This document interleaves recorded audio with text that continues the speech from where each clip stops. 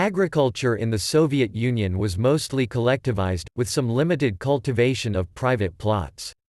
It is often viewed as one of the more inefficient sectors of the economy of the Soviet Union. A number of food taxes were introduced in the early Soviet period despite the decree on land that immediately followed the October Revolution. The forced collectivization and class war against kulaks under Stalinism greatly disrupted farm output in the 1920s and 1930s, contributing to the Soviet famine of 1932–33.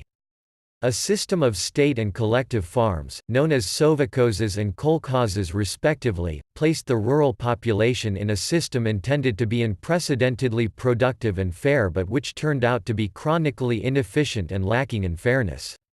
Under the administrations of Nikita Khrushchev, Leonid Brezhnev, and Mikhail Gorbachev, a large number of reforms were enacted as attempts to defray the inefficiencies of the Stalinist agricultural system.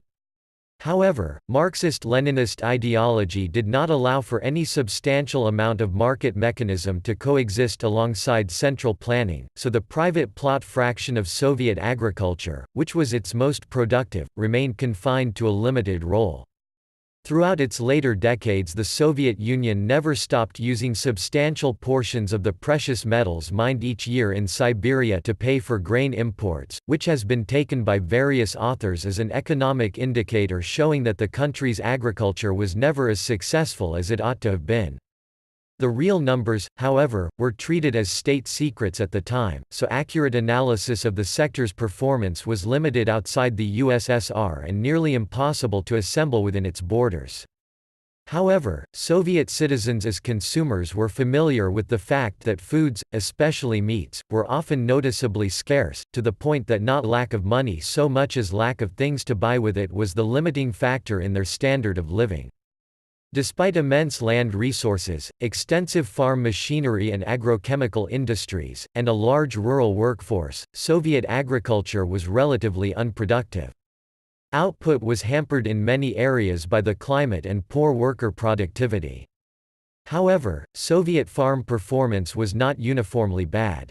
Organized on a large scale and relatively highly mechanized, its state and collective agriculture made the Soviet Union one of the world's leading producers of cereals, although bad harvests necessitated imports and slowed the economy.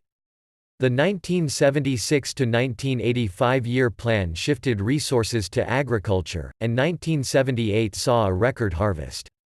Conditions were best in the temperate chernozem belt stretching from Ukraine through southern Russia into the east, spanning the extreme southern portions of Siberia. In addition to cereals, cotton, sugar beets, potatoes, and flax were also major crops. Such performance showed that underlying potential was not lacking, which was not surprising as the agriculture in the Russian Empire was traditionally amongst the highest producing in the world, although rural social conditions since the October Revolution were hardly improved. Grains were mostly produced by the sovkhozes and kolkhozes, but vegetables and herbs often came from private plots.